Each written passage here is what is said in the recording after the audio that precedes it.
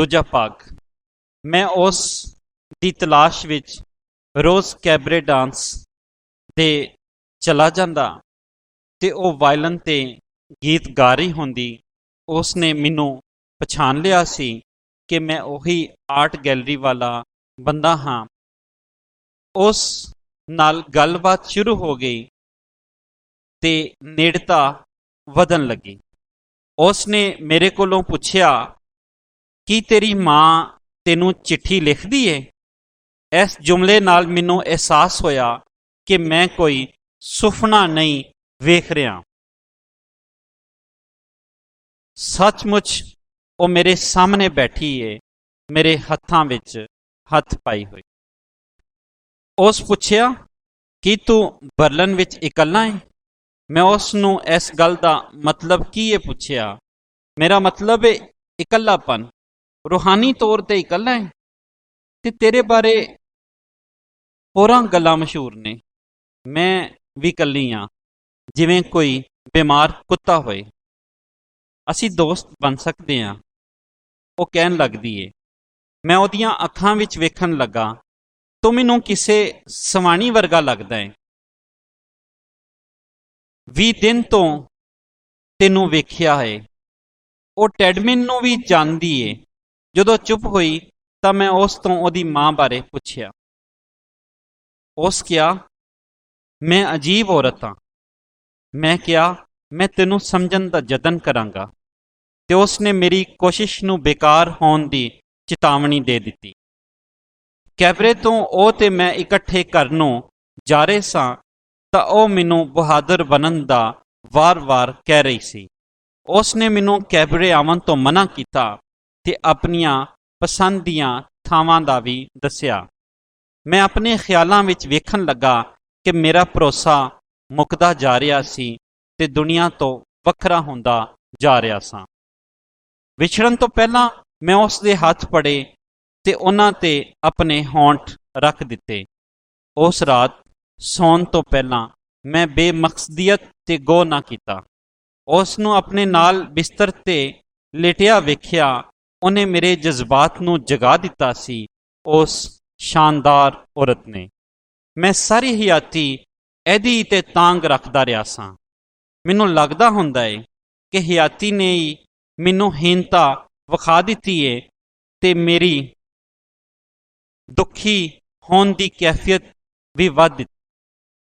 ਮੇਰਾ ਦੁਖੀ ਹੋਣਾ ਰੂਹਾਨੀ ਤੇ ਬੇਚੈਨੀ ਦਾ ਸਿੱਟਾ ਹੈ।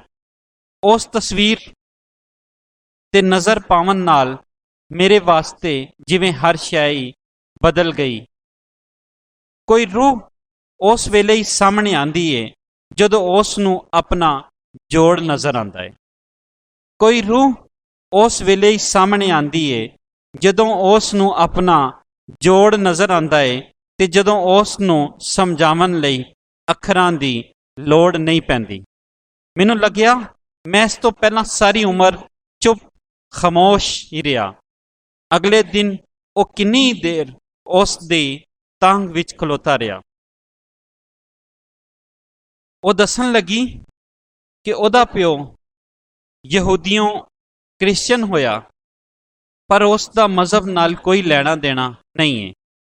ਉਸ ਨੇ ਮੈਨੂੰ ਮੁਸੱਵਰੀ ਛੱਡਣ ਬਾਰੇ ਵੀ ਦੱਸਿਆ ਕਿ ਮੁਸੱਵਰੀ ਕਦੇ ਛੱਡੀ ਨਹੀਂ ਜਾ ਸਕਦੀ। ਇਸ ਮਗਰੋਂ ਦੋਵਾਂ ਦੇ ਸੰਬੰਧਤ ਬਾਰੇ ਖੁੱਲ੍ਹ ਕੇ ਗੱਲ ਹੋਣ ਲੱਗੀ ਤੇ ਉਸ ਦੱਸਦੀ ਕਿ ਸਾਨੂੰ ਇੱਕ ਦੂਜੇ ਨਾਲ ਕਿਸੇ ਤਰ੍ਹਾਂ ਤੇ ਤਕੱਲੁਫ ਤੋਂ ਉੱਤੇ ਹੋ ਕੇ ਗੱਲ ਕਰਨੀ ਚਾਹੀਦੀ ਏ। ਤਾਲੁਕ ਵਿਚਕਾਰ ਤਰਸ ਨਹੀਂ ਆਉਣਾ ਚਾਹੀਦਾ, ਨਹੀਂ ਤਾਂ ਇੱਕ ਦੂਜੇ ਨੂੰ ਵਿਦਾ ਕਹਿ ਦੇਣਾ ਚਾਹੀਦਾ ਹੈ। ਜੀਵਨ ਦਾ ਹਾਸਿਲ ਹੀ ਇਕਲਾਪਾ ਹੈ। ਜਦੋਂ ਸਾਨੂੰ ਪਤਾ ਚੱਲ ਜਾਏ ਕਿ ਅਸੀਂ ਇਕੱਠੇ ਨਹੀਂ ਰਹਿ ਸਕਦੇ ਤੇ ਸਾਨੂੰ ਵੱਖ ਹੋ ਜਾਣਾ ਚਾਹੀਦਾ ਹੈ। ਰਾਤ ਵੇਲੇ ਗੱਲਾਂ ਕਰਦਿਆਂ ਹੋਇਆਂ ਸੜਕ ਤੇ ਟੁਰਦਿਆਂ ਮੈਂ ਉਸ ਦੁਆਲੇ ਬਾਹਾਂ ਲਪੇਟ ਲਈਆਂ, ਇਕਬਾਲ ਵਾਂਗ, ਇਸ ਡਰ ਨਾਲ ਕਿ ਉਹ ਮੈਨੂੰ ਛੱਡ ਦੇਵੇਗੀ। ਅਸੀਂ ਟੁਰਦੇ ਟੁਰਦੇ ਸ਼ਹਿਰ ਅਪੜ ਚੁੱਕੇ ਸਾਂ। ਸੜਕਾਂ ਤੇ ਲੈਂਪ ਦਾ ਚਾਨਣ ਹੋ ਗਿਆ ਸੀ।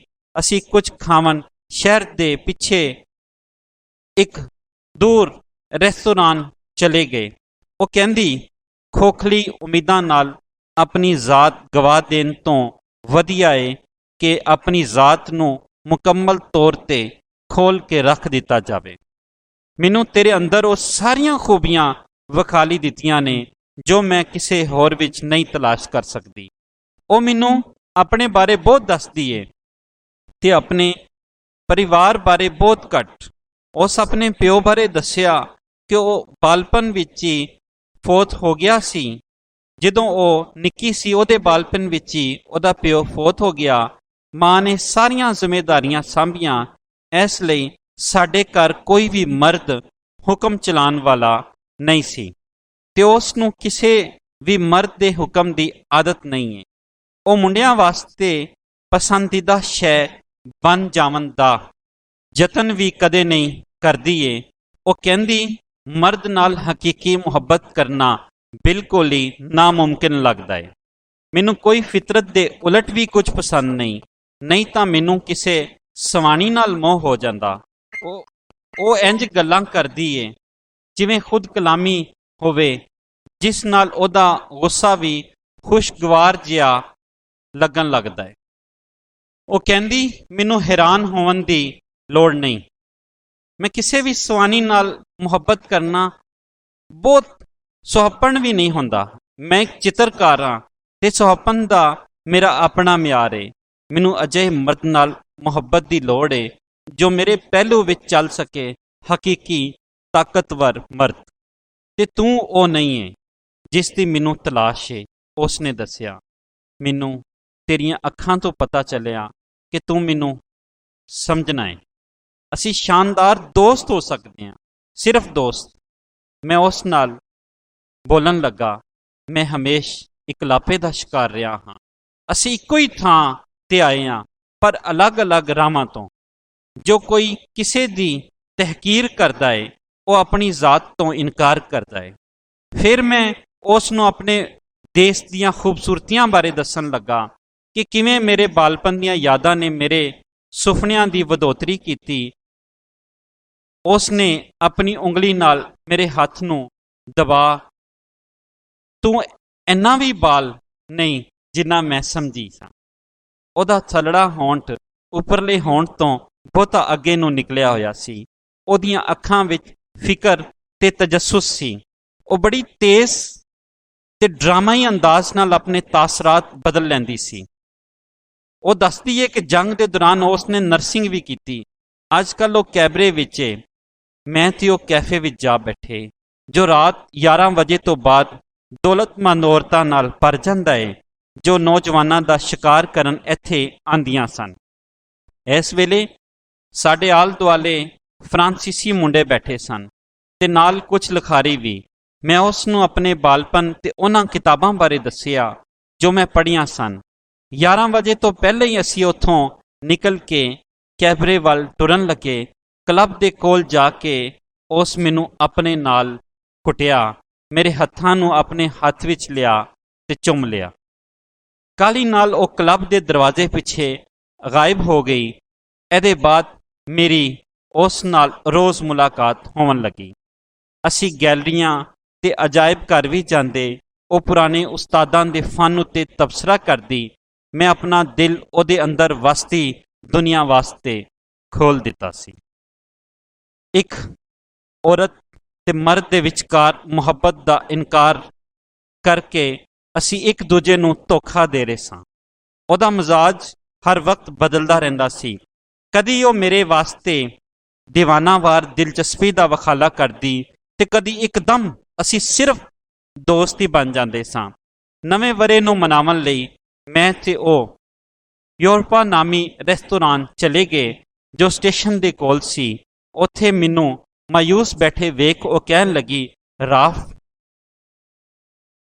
ਤੁਸੀਂ ਤਸੱਵਰ ਕਰੋ ਅੱਜ ਅਸੀਂ ਇਸ ਵੇਲੇ ਉਹ ਨਹੀਂ ਹਾਂ ਜੋ ਅਸੀਂ ਹਾਂ।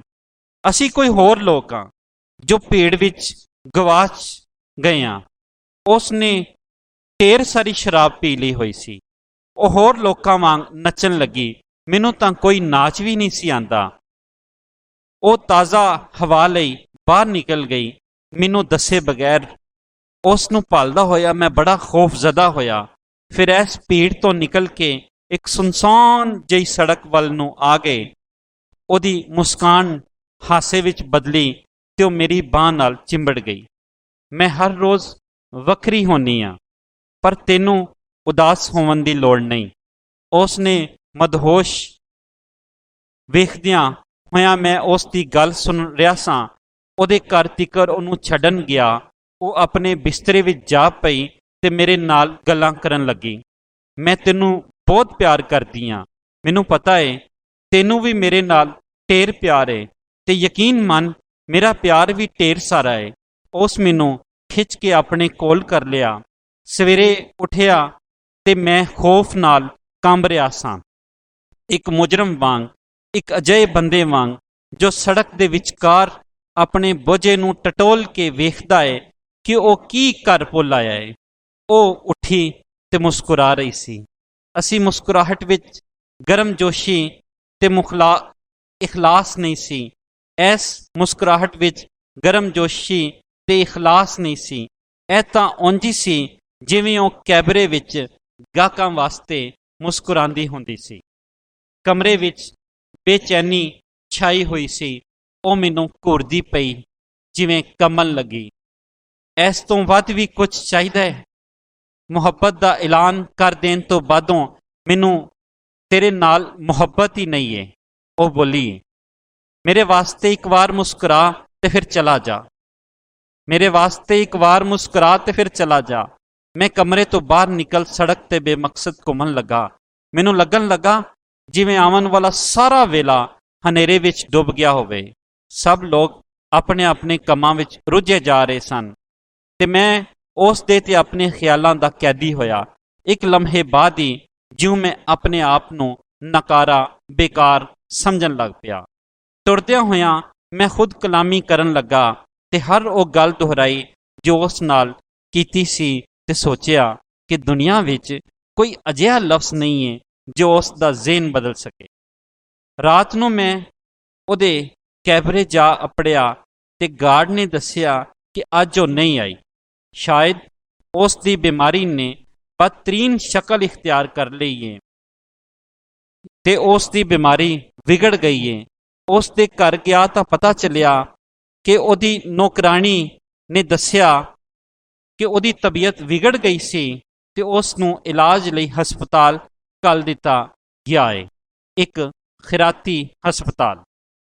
ਖੈਰਾਤੀ ਹਸਪਤਾਲ ਵਿੱਚ ਜਿਸ ਕਾਹਲੀ ਨਾਲ ਮੈਂ ਭਟਕ ਰਿਹਾ ਸਾਂ, ਉਸ ਨੇ ਮੈਨੂੰ ਯਾਦ ਦਿਵਾਇਆ ਕਿ ਮੈਂ ਉਹਦੇ ਨਾਲ ਕਿੰਨੀ ਮੁਹੱਬਤ ਕਰਨਾ। ਉਹਦੇ ਫੇਫੜਿਆਂ ਵਿੱਚ ਸੋਜ਼ਸ਼ ਸੀ। ਉਹ 25 ਦਿਨ ਹਸਪਤਾਲ ਰਹੀ। ਉਹਦੀ ਮੁਸਕਰਾਹਟ ਵਿੱਚ ਮੌਤ ਤੋਂ ਹਾਰ ਨਜ਼ਰ ਆਉਣ ਲੱਗੀ। ਉਸ ਦਿਹਾੜੇ ਮੈਂ ਉਸ ਦੇ ਘਰ ਹੀ ਉਹਦੀ ਦੇਖਭਾਲ ਵਿੱਚ ਲੱਗ ਗਿਆ। ਸਵੇਰੇ ਉਸ ਮੈਨੂੰ ਜਾਣ ਤੋਂ ਰੋਕਿਆ ਤੇ ਕਹਿਣ ਲੱਗੀ, ਹੁਣ ਮੈਂ ਸਮਝ ਚੁੱਕੀ ਹਾਂ ਕਿ ਮੈਂ ਕਿਉਂ ਅਧੂਰੀ ਸੀ, ਕਿਤੇ ਬਗੈਰ ਅਧੂਰੀ ਸੀ, ਕਿਤੇ ਬਗੈਰ ਉਦਾਸ ਸਾਂ। ਉਹ ਸਭ ਕੁਝ ਤੇਰੇ ਵਿੱਚ ਨਹੀਂ, ਉਹ ਮੇਰੇ ਵਿੱਚ ਏ। ਮੈਂ ਯਕੀਨ ਨਹੀਂ ਕਰ ਸਕੀ ਕਿ ਮੈਨੂੰ ਕਿਸੇ ਨਾਲ ਮੁਹੱਬਤ ਏ। ਤੂੰ ਮੈਨੂੰ ਸਭ ਸਿਖਾ ਦਿੱਤਾ ਏ। ਹੁਣ ਦੀਵਾਨਗੀ ਦਾ ਆਲਮ ਨਹੀਂ, ਸੂਝ-ਬੂਝ ਦੇ ਵਿੱਚ ਹਾਂ। ਕੁਝ ਦਿਨਾਂ ਬਾਅਦ ਟੈਲੀਗ੍ਰਾਮ ਵਿੱਚ ਆਇਆ ਕਿ ਮੇਰਾ ਪਿਓ ਫੌਤ ਹੋ ਗਿਆ ਤੇ ਮੈਨੂੰ ਵਾਪਸ ਆਪਣੇ ਦੇਸ਼ ਆ ਜਾਣਾ ਚਾਹੀਦਾ ਹੈ। ਉਸ ਨੂੰ ਮੈਂ ਇਹ ਸਭ ਦੱਸਿਆ ਕਿ ਮੈਨੂੰ ਆਪਣੇ ਦੇਸ਼ ਚਲੇ ਜਾਣਾ ਚਾਹੀਦਾ ਹੈ ਕਿ ਨਹੀਂ। ਉਹ ਕਹਿਣ ਲੱਗੀ, ਤੈਨੂੰ ਆਪਣੇ ਦੇਸ਼ ਜਾਣਾ ਚਾਹੀਦਾ ਹੈ ਤੇ ਉਹ ਵੀ ਕਿਸੇ ਸਿਹਤ ਅਫਜ਼ਾ ਮਕਾਮ ਵਿੱਚ ਚਲੀ ਜਾਵੇਗੀ। ਅਗਲੀ ਸ਼ਾਮ ਅਸੀਂ ਖਿੜਕੀ ਤੋਂ ਬਾਹਰ ਘੁਰਦੇ ਰਹੇ, ਇੱਕ ਦੂਜੇ ਦੇ ਪਤੇ ਲਏ। ਅਗਲੀ ਦੁਪਹਿਰਾਂ ਉਹ ਰੇਲ ਗੱਡੀ ਤੇ ਤੁਰ ਗਈ। ਜਦੋਂ ਤੁਰੀ ਤਾਂ ਮੈਨੂੰ ਲੱਗਿਆ ਕਿ ਸਾਡੀ ਢੇਰ ਗੁਫ਼ਤਗੂ ਤਾਂ ਅਧੂਰੀ ਰਹਿ ਗਈ ਏ। ਉਸ ਤੋਂ ਬਾਅਦ ਮੈਨੂੰ ਜਰਮਨ ਬਰਲਨ ਤਕਲੀਫ ਦੇ ਲੱਗਣ ਲੱਗਾ। 4 ਦਿਨਾਂ ਬਾਅਦ ਮੈਂ ਪੋਲੈਂਡ ਤੇ ਰੋਮਾਨੀਆ ਤੋਂ ਹੁੰਦਾ ਤੁਰਕੀ ਵਾਪਸ ਆ ਗਿਆ। ਮੇਰੇ ਵਾਲਿਦ ਫੌਤ ਹੋ ਚੁੱਕੇ ਸਨ। ਮੇਰੇ ਦਿਲ ਵਿੱਚ ਉਹਨਾਂ ਲਈ ਮੁਹੱਬਤ ਦੀ ਕੋਈ ਵਜ੍ਹਾ ਨਹੀਂ ਸੀ, ਕਿਉਂ ਜੇ ਉਹ ਮੇਰੇ ਵਾਸਤੇ ਹਮੇਸ਼ ਅਣਜਾਣ ਰਹੇ ਸਨ। ਮੇਰੇ ਬਹਿਨੋਈ ਤੇ ਭੈਣਾਂ ਵੀ ਮੈਨੂੰ ਅਜਨਬੀ ਮਹਿਸੂਸ ਹੋ ਰਹੇ ਸਨ। ਤੁਰਕੀ ਵਾਪਸ ਆਉਣ ਦੇ ਬਾਅਦ ਸਾਡੇ ਦਰਮਿਆਨ ਚਿੱਠੀ ਰਾਹੀਂ ਗੱਲਬਾਤ ਜਾਰੀ ਰਹੀ। ਉਹ ਮੈਨੂੰ ਕੋਈ ਖੁਸ਼ਖਬਰੀ ਦੇਣਾ ਚਾਹੁੰਦੀ ਸੀ ਤੇ 10 ਵਰੇ ਮੈਂ ਉਸੇ ਹੀ ਉਡੀਕ ਵਿੱਚ ਰਿਹਾ। ਉਸ ਨੇ ਕਿਹਾ ਕਿ ਉਹ ਮੇਰੇ ਨਾਲ ਮਿਲ ਕੇ ਹੀ ਮੈਨੂੰ ਖੁਸ਼ਖਬਰੀ ਸੁਣਾਵੇਗੀ। 1 ਮਹੀਨੇ ਦੇ ਵਿੱਚ ਹੀ ਇੱਕਦਮ ਉਹਦੀ ਚਿੱਠੀ ਆਉਣਾ ਬੰਦ ਹੋ ਗਈ। ਮੇਰੇ ਘੱਲੇ ਖੱਤ ਮੈਨੂੰ ਵਾਪਸ ਮਿਲਣਾ ਸ਼ੁਰੂ ਹੋ ਗਏ। ਮੈਂ ਕਿਸੇ ਵੀ ਕੰਮ, ਇੱਥੋਂ ਤੱਕ ਕਿ ਜ਼ਿੰਦਗੀ ਨੂੰ ਵੀ ਧਿਆਨ ਦੇਣਾ ਛੱਡ ਦਿੱਤਾ, ਕਿਉਂਕਿ ਜ਼ਿੰਦਗੀ ਵਿੱਚ ਮੇਰੇ ਵਾਸਤੇ ਕੁਝ ਨਹੀਂ ਸੀ ਰਹਿ ਗਿਆ। ਜਦੋਂ ਮੈਨੂੰ ਕੋਈ ਧੋਖਾ ਦਿੰਦਾ ਤਾਂ ਮੈਨੂੰ ਅਜੀਬ ਜਿਹੀ ਖੁਸ਼ੀ ਮਹਿਸੂਸ ਹੁੰਦੀ। ਜਦੋਂ ਮੈਨੂੰ ਕੋਈ ਧੋਖਾ ਦਿੰਦਾ ਤਾਂ ਮੈਨੂੰ ਅਜੀਬ ਜਿਹੀ ਖੁਸ਼ੀ ਮਹਿਸੂਸ ਹੁੰਦੀ। ਮੈਂ ਇੱਕ ਹੀ ਸ਼ਖਸ ਤੇ ਯਕੀਨ ਕੀਤਾ ਸੀ ਤੇ ਕਿਸੇ ਤੇ ਵੀ ਹੁਣ ਯਕੀਨ ਕਰਨ ਦੀ ਖਾਹਿਸ਼ ਵੀ ਨਹੀਂ। ਉਹੀ ਮੇਰੇ ਨੇੜੇ ਇਨਸਾਨੀਅਤ ਦਾ ਨਮੂਨਾ ਸੀ। ਮੈਂ ਇੱਕ ਹੀ ਸ਼ਖਸ ਤੇ ਯਕੀਨ ਕੀਤਾ ਸੀ ਤੇ ਕਿਸੇ ਤੇ ਹੁਣ ਯਕੀਨ ਕਰਨ ਦੀ ਖਾਹਿਸ਼ ਵੀ ਨਹੀਂ ਹੈ। ਉਹੀ ਮੇਰੇ ਨੇੜੇ ਇਨਸਾਨੀਅਤ ਦਾ ਨਮੂਨਾ ਸੀ। ਕੁਝ ਦਿਨ ਪਹਿਲਾਂ ਹੀ ਮੈਨੂੰ ਟੈਡਮਿਨ ਨੇ ਰਾਹ ਵਿੱਚ ਜਰਮਨ ਜ਼ੁਬਾਨ ਦੇ ਅੰਦਾਜ਼ ਵਿੱਚ ਬੁਲਾਇਆ। ਜਦੋਂ ਮੈਂ ਤੁਰਕੀ ਵਿੱਚ ਸਾਂ, ਉਹ ਕਿਧਰੇ ਜਾ ਰਹੀ ਸੀ। ਉਹ ਅਨਕਰਾ ਆਈ ਹੋਈ ਸੀ। ਉਸ ਨਾਲ ਉਹਦੇ ਕਿਸੇ ਅਜ਼ੀਜ਼ ਦੀ 9-10 ਵਰਿਆਂ ਦੀ ਧੀ ਸੀ। ਅਨਕਰਾ ਵਿੱਚ ਦੋਵਾਂ ਦਾ 30 ਮਿੰਟ ਦਾ ਬਸੇਰਾ ਰਹਿ ਗਿਆ ਸੀ। ਰੇਲ ਗੱਡੀ ਟੁਰਨ ਤੋਂ ਪਹਿਲਾਂ ਉਸ ਮੈਨੂੰ ਦੱਸਿਆ ਕਿ ਇਹ ਕੁੜੀ ਮੈਡੋਨਾ ਦੀ ਧੀ ਏ, ਜੋ ਉਸ ਦੇ ਜਨਮ ਤੋਂ 1 ਮਹੀਨੇ ਬਾਅਦ ਹੀ ਮਰ ਗਈ ਸੀ।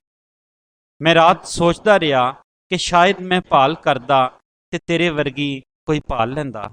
ਮੈਂ ਆਪਣੇ ਆਪ ਨੂੰ ਹੀ ਕਸੂਰਵਾਰ ਸਮਝਦਾ ਹਾਂ। ਮੈਂ ਕਾਲੀ ਨੋਟਬੁੱਕ ਲਿਖ ਰਿਹਾ ਸੀ ਕਿ ਘਰ ਵਾਲੇ ਤਫਰੀਹ ਤੋਂ ਆਏ ਬਾਹਰ ਸ਼ੋਰ ਕਰਨ ਲੱਗ ਪਏ। ਨੋਟਬੁੱਕ ਵਿੱਚ ਰਾਫ ਦੀ ਇਹ ਆਖਰੀ ਲਿਖਤ ਸੀ ਤੇ ਬਾਕੀ ਸਫ਼ੇ ਖਾਲੀ ਸਨ। ਅਗਲੀ ਸਵੇਰੇ ਮੈਂ ਕਾਲੀ ਨੋਟਬੁੱਕ ਜੇਬ ਵਿੱਚ ਪਾ ਉਹਦੇ ਘਰ ਗਿਆ। ਰਾਫ ਅਫੰਦੀ ਅਗਲੇ ਜਹਾਨ ਟੁਰ ਗਿਆ ਹੋਇਆ ਸੀ। ਦਫ਼ਤਰ ਅੱਪੜ ਕੇ ਮੈਂ ਰਾਫ ਅਫੰਦੀ ਦੀ ਖਾਲੀ ਮੇਜ਼ ਤੇ ਬਹਿ ਗਿਆ ਤੇ ਸਾਹਮਣੇ ਬਹਿ ਗਿਆ। ਉਹਦੀ ਕਾਲੀ ਨੋਟਬੁੱਕ ਆਪਣੇ ਸਾਹਮਣੇ ਰੱਖੀ ਤੇ ਪਹਿਲਾ ਸਫ਼ਾ ਖੋਲ੍ਹ ਲਿਆ।